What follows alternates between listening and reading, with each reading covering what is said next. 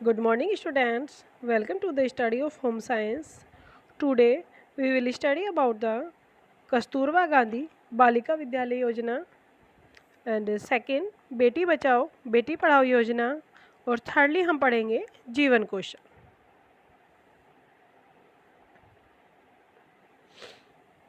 तो सबसे पहले हमारा आता है कस्तूरबा गांधी बालिका विद्यालय योजना, जिसे हम KGBV भी कहते हैं।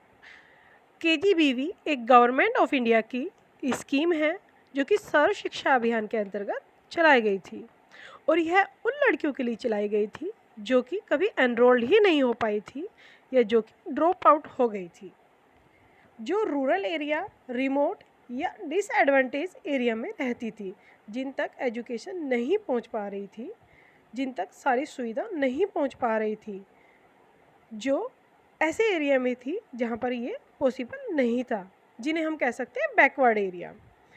इन लड़कियों के लिए एक रेजिडेंस स्कूल भी खोले गए थे, मीन्स वहाँ पर ये रह सकती थी, खा पी सकती थी और वहीं पर रहकर इन्होंने पढ़ाई भी कर सकती थी। यह एक एलिमेंट्री लेवल तक की एजुकेशन थी। जो लड़कियां इस विद्यालय के लिए आती थी उनको पहले ब्रिज कोर्सेज कराए जाते थे। इसमें पहले उनको थोड़ा पढ़ा दिया जाता था क्योंकि कुछ जो बीच में उनकी पढ़ाई छूट चुकी थी कुछ रीजंस की वजह से, तो वो यहाँ पर प्रॉब्लम यहाँ पर उनकी दूर की जा सके वो, क्योंकि वो अब पढ़ाई भूल चुकी थी अच्छे से, तो इसीलिए ये ब्रिज कोर्सेज चलाए गए थे ताकि उन्हें दोबारा से नए सिरे से उनको किसी भी चीज़ के बारे में पढ़ाया जा सके। इसमें पहले जो है एजुकेशन जो पहले पढ़ चुकी है उसको रिवाइज भी किया गया था और यह 6 मंथ से 1 साल तक का ब्रिज कोर्स होता था। यहाँ पर एडमिशन 6 क्लास से होता था और 8 तक का ये होता था, लेकिन अभी ये 12 तक का भी हो चुका है और कुछ एरियाज़ में जो कि सामाजिक रूप से पिछड़े हुए हैं वहाँ पर स्टार्ट भी हो चुका है और यह काफ़ी डिस्ट्रिक्ट्स में अब खोला जा चुका है और इसमें ईबीबी के लिए भी यह खोले गए थे। गवर्नमेंट ऑफ इंडिया ने जो आरटीआई एक्ट लागू किया था उसे लागू कराने में भी केजीबीवी की हेल्प रही थी। अब हम नेक्स्ट पढ़ेंगे बेटी बचाओ बेटी पढ़ाओ योजना। क्या है ये योजना और कब चलाई गई थी, क्या क्या इसके उद्देश्य रहे थे। तो सबसे पहले हम जानेंगे कि बेटी बचाओ बेटी पढ़ाओ योजना को BBBPB कहा गया है, जो कि इसकी शॉर्ट फुल फॉर्म है। नरेंद्र मोदी जी ने इस स्कीम को लॉन्च किया था और यह यहाँ पर 2 बातों पर फोकस किया था नरेंद्र मोदी जी ने। क्या कि सबसे पहले हम उसे सेव करेंगे लड़की को और फिर उसको एजुकेट करेंगे, मीन्स पहले बचाएंगे और फिर उसके बाद उसको एजुकेट करना है। यह प्रोग्राम 22 जनवरी 2015 को लॉन्च किया गया था। सर्वप्रथम सबसे पहले पानीपत और हरियाणा में स्टार्ट किया गया था। क्यों, क्या रीज़न था सबसे पहले पानीपत और हरियाणा में स्टार्ट करने का इसका? क्योंकि यहाँ पर जो लड़कियों का रेशो था बहुत कम था, 1000 पर 775 लड़कियाँ थी यहाँ पर और लगभग 100 डिस्ट्रिक्ट्स में यह योजना चालू की गई थी। अब हम देखेंगे कि इसके क्या ऑब्जेक्टिव्स थे, क्या उद्देश्य थे इस योजना के। तो सबसे पहले इसका उद्देश्य था कन्या भ्रूण हत्या से बचाव में, जो लड़कियों की पैदा होने से पहले ही उनकी हत्या की जा रही थी उस चीज़ पर रोक लगाना था। बालिका सुरक्षा सुनिश्चित करना था, मीन्स लड़कियों को एक सुरक्षा देना था। हर बालिका को गुणवत्तापूर्ण शिक्षा मिले, मीन्स क्वालिटेटिवली उनको शिक्षा मिले, उनको एजुकेट किया जाए, यह इसका उद्देश्य था। और चौथा इसका उद्देश्य था लिंगानुपात को बढ़ाने के लिए, मीन्स लड़का और लड़की की संख्या बराबर रखी जा सके, इसका ये भी एक उद्देश्य रहा था। अब इसके बाद हम कुछ क्वेश्चंस करेंगे इसमें, जैसे कि बेटी पढ़ाओ बेटी बचाओ योजना कब चलाई गई थी और क्यों चलाई गई थी, ये आप करेंगे। और सेकंड क्वेश्चन रहेगा KGBV क्या है, और थर्ड क्वेश्चन इसमें हम करेंगे कि BBBP की फुल फॉर्म क्या है, और फोर्थ क्वेश्चन रहेगा KGBV की फुल फॉर्म क्या है। अब हम पढ़ेंगे life skills for livelihood, means आजीविका के लिए जीवन कौशल। जब हम जीवन जीते हैं, जीविका चला रहे हैं, उसके लिए कौन कौन से कौशल हमारे अंदर होने चाहिए ताकि एक अच्छी लाइफ हम यापन कर सके, जीवन यापन कर सके हम। देखिए, सबसे पहले हम जानेंगे कि लाइफ स्किल है क्या। तो according to WHO means world health organization के अनुसार ऐसी क्षमता जो लोगों में व्यवहार बढ़ाने और सामंजस्य स्थापित करने में मदद करती है, वो हमारी क्या है, एक लाइफ स्किल्स है।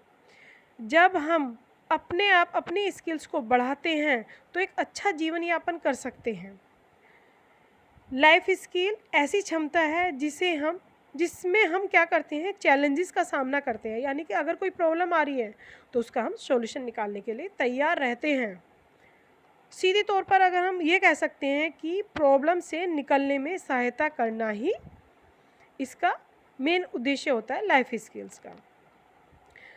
अब हम पढ़ेंगे 10 life skills means 10 life skills कौन कौन सी हैं, या 10 जीवन शैली हमारी कौन सी हैं। तो according to some home scientist means कुछ गृह विज्ञान शास्त्रियों के अनुसार there are 10 type of life skills that help in daily life to cope with daily life problems और क्रूशियल सिचुएशंस। मीन्स यहाँ पर कुछ 10 जीवन शैली दी गई हैं जो कि हमारी डेली लाइफ यानी कि रोज़ाना लाइफ से रिलेटेड कुछ प्रॉब्लम होती हैं उनका सामना करने के लिए, या कुछ क्रूशियल जो सिचुएशन है उनका सामना करने के लिए। तो हम देखेंगे यहाँ पर 10 लाइफ स्किल्स कौन कौन सी हैं। सबसे पहले आती है हमारी सेल्फ अवेयरनेस मीन्स हमें स्वयं ही जागरूक होना है किसी भी चीज़ के लिए। अगर हम अपनी नॉलेज शेयर करते हैं तो उससे क्या होता है, हम दूसरे को मोटिवेट कर रहे हैं और ख़ुद को भी मोटिवेट कर रहे हैं। अगर हम नॉलेज शेयर कर रहे हैं तो उसके बाद हमें भी कुछ नॉलेज उससे मिल रही है। सेकंड आता है कम्युनिकेशन मीन्स संचार, संप्रेषण।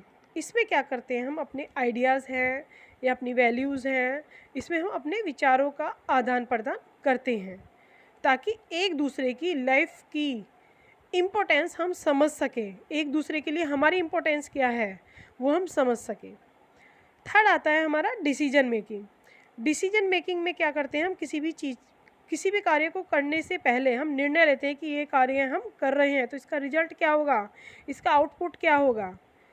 थर्ड है हमारा क्रिएटिव थिंकिंग में सिंपल थिंकिंग से अलग हटके कुछ नया सोचना, तो ये आती है हमारी क्रिएटिव थिंकिंग में। फिफ्थ है हमारा कोपिंग विद इमोशंस मीन्स जो हमारी भावनाएं हैं उनका हमें कंट्रोल करना है, अपने मनोभावों पर कंट्रोल करना है। और ये कब कर पाएंगे हम, जब हम अपने आप कंट्रोल कर पाएंगे, अपने ऊपर कंट्रोल कर पाएंगे तो हम अपनी भावनाओं पर भी कंट्रोल कर पाएंगे। 6 है हमारा इंटरपर्सनल रिलेशनशिप मीन्स अंतर व्यक्तिक संबंध। इससे जब हम एक दूसरे के साथ अच्छा संबंध बनाते हैं तो इससे हम अच्छा जीवन जीने को प्रेरित होते हैं, किसी भी कंडीशन में प्रॉब्लम सॉल्विंग करने के लिए तैयार रहते हैं। क्योंकि जब हम अच्छे से किसी के साथ रिलेशनशिप रखते हैं तो उससे भी हमें कुछ नॉलेज मिलती है और कुछ नॉलेज हमारी तरफ से उसे मिलती है। तो इसमें क्या होता है, एक अच्छा जीवन जो है हमारा बनता है, एक अच्छी लाइफ बनती है, एक अच्छी लाइफ स्किल्स हमें यहाँ पर मिलती है। 7th आता है सिंपैथी मीन्स सहानुभूति। एक दूसरे के लिए सहानुभूति भी बहुत ज़रूरी है रखना। अगर हम एक दूसरे के मदद करेंगे, काम आएंगे, तो दूसरा भी टाइम पर हमारी मदद कर सकता है। और 8th है हमारी प्रॉब्लम सॉल्विंग में समस्या का समाधान। अगर कुछ भी प्रॉब्लम है तो उसके लिए हमें सॉल्यूशन ढूंढना है। कैसे ढूंढेंगे, ये हम तभी ढूंढ पाएंगे जबकि हम अच्छे से पहले से ही तैयार रहेंगे कि इसका ये भी रिजल्ट रह सकता है। कोई भी बात है उसमें प्रॉब्लम हो सकती है, कोई भी काम है, जब हम वर्क प्लेस पर काम करते हैं, जैसे कि कोई भी हमारे सामने प्रॉब्लम आती है तो हम उसको सॉल्व करने के लिए तैयार रह सकते हैं इसके थ्रू, अगर हम अपनी लाइफ स्किल अच्छी रखेंगे। 9th आता है क्रिएटिव थिंकिंग मीन्स अलग तरीके से सोचना है, कुछ नया सोचना, कुछ नया लीक से अलग हट के सोचना। फिर 10th आता है कोपिंग विद स्ट्रेस मीन्स तनाव से जूझना। कभी भी तनाव को अपने ऊपर हावी नहीं होने देंगे और तभी हम एक अच्छा जीवन जी सकते हैं। अगर हम तनाव में जिएंगे तो हमारे सोचने विचारने की क्षमता भी ख़त्म हो सकती है। अब यही जो लाइफ स्किल्स हैं इन्हें फ्लो चार्ट के थ्रू भी समझा जा सकता है। जैसे कि सबसे पहले इसमें हमने दिखाया है knowledge, attitude means way of thinking, values, अगर हमारी ये ठीक है, ज्ञान ठीक है, वे ऑफ थिंकिंग ठीक है, वैल्यूज़ ठीक है, तो एक अच्छी लाइफ स्किल्स रहेगी हमारी, और हमारा psycho social competence and behaviour भी अच्छा होगा। मीन्स मानसिक सामाजिक रूप से भी हम योग्य हो पाएंगे, और इससे हमारी एक पॉजिटिव हेल्थ रहेगी, सकारात्मक स्वस्थ रहेगा। अगर सकारात्मक स्वस्थ है तो सकारात्मक सोच भी हमारी रहेगी। आगे चलते हैं। नेक्स्ट हम पढ़ेंगे essential soft skills at work place. Means कार्य क्षेत्र पर जरूरी प्रक्रिया कौशल। मीन्स कार्य, जब हम कार्य करते हैं, जहाँ हम कार्य कर रहे हैं वर्क प्लेस पर, कौन कौन से कौशल होते हैं जो कि बहुत ज़्यादा ज़रूरी होते हैं। तो सबसे पहले हमारी आती है लर्निंग इफ़ेक्टिवली। मीन्स जब भी हम किसी चीज़ को लर्न कर रहे हैं, सीख रहे हैं, तो वो प्रभावी रूप से हमें सीखना चाहिए, अच्छे तरीके से सीखना और समझना चाहिए, तभी हम उसको दूसरों के साथ शेयर कर पाएंगे, अपनी नॉलेज को शेयर कर पाएंगे। सेकंड आता है कम्युनिकेट इफ़ेक्टिवली। मीन्स हमें संप्रेषण जो है अच्छे से रखना चाहिए। संप्रेषण से मतलब है हमारा कि वही अपने आचार और विचार दूसरों के साथ अच्छे से शेयर करने चाहिए।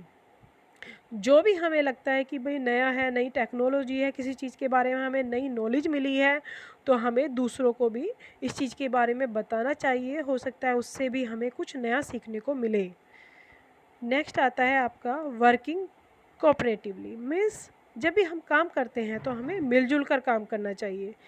अगर हम मिलजुल कर काम करेंगे, जैसे कहते हैं 1 और 1 11 होते हैं, 2 नहीं, तो उसी तरह से अगर हम 1 और 1 मिलके यानी कि काम करेंगे तो हमें ज़्यादा स्ट्रेंथ मिलेगी, ज़्यादा पावर मिलेगी, ज़्यादा शक्ति मिलेगी, ज़्यादा सोचने समझने की शक्ति मिलेगी, क्योंकि उसके व्यूज़ और उसके आइडियाज़ भी हमें मिलेंगे और हम अपने आइडियाज़ भी उसके साथ शेयर कर सकते हैं। तो इस तरीके से हम एक अच्छा बेस्ट वर्क प्लेस तैयार कर सकते हैं, अच्छे से काम कर पाएंगे। अगर वर्क प्लेस ही ठीक नहीं होगा, मीन्स एनवायरनमेंट ही ठीक नहीं होगा, तो अच्छे से काम नहीं कर पाएंगे, अच्छे से ग्रोथ नहीं कर पाएंगे, अच्छे से रिजल्ट नहीं दे पाएंगे। नेक्स्ट आता है हमारा thinking critically and creatively. Means simple ना सोच के कुछ अलग भी सोचें, कुछ क्रिएटिवली भी सोचें, कुछ क्रिटिकली भी सोचें, विवेचनात्मक। ज़रूरी नहीं है कि जो दूसरा कह रहा है, जो हम सोच रहे हैं वो गलत ना हो, गलत भी हो सकता है। तो उस चीज़ में हमें थोड़ा सोच में अपना चेंज लाना होगा, थोड़ा हम रचनात्मक रूप से भी सोचेंगे और विवेचनात्मक रूप से भी सोचेंगे, किसी चीज़ को एक्सप्लेन करके देखेंगे। अगर कोई भी किसी चीज़ के बारे में बोल रहा है तो उस चीज़ को समझेंगे, जानेंगे, तभी हम वर्क प्लेस पर एक अच्छा एनवायरनमेंट क्रिएट कर पाएंगे और अच्छे से अपना वर्क प्लेस तैयार कर पाएंगे। इसके बाद आता है हमारी other skills sorry others skills में आता है हमारी अलर्टनेस। मीन्स हम किसी भी चीज़ के लिए अलर्ट रहेंगे, न्यू आइडियाज़ लेंगे, भाई क्या हो रहा है, ये क्यों हो रहा है, किस लिए हो रहा है, क्या रीज़न है इस चीज़ के पीछे, तो हमें वो पहले से ही पता होना चाहिए, उसके लिए हमें तैयार रहना चाहिए। मल्टीटास्क भी होना ज़रूरी है। मीन्स अगर एक योजना ख़त्म हो जाती है तो दूसरी योजना भी तैयार रहनी चाहिए, तभी वर्क प्लेस पर ठीक से कार्य कर पाएंगे, एक आइडेंटिटी क्रिएट कर पाएंगे वहाँ पर।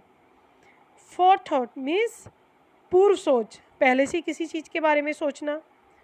विज़न, दूरदर्शिता होना भी बहुत ज़्यादा ज़रूरी है कि अगर कुछ भी हो रहा है हमारे आसपास, क्यों हो रहा है, कैसे हो रहा है, ये सब जानेंगे, कंडीशन के बारे में सोचेंगे, और उसकी वजह से हम अच्छे से ग्रोथ भी कर पाएंगे, अच्छे से डेवलपमेंट भी कर पाएंगे। और ये तभी हो सकता है जबकि हम ये सारी स्टेप्स अपने अंदर लाएं, जैसे कि लर्निंग इफ़ेक्टिवली था, या कम्युनिकेट इफ़ेक्टिवली, या वर्किंग कोऑपरेटिवली, या थिंकिंग क्रिएटिवली एंड क्रिटिकली, या फिर अदर स्किल्स थी हमारी अलर्टनेस, मल्टीटास्क, फोरथॉट एंड विजन।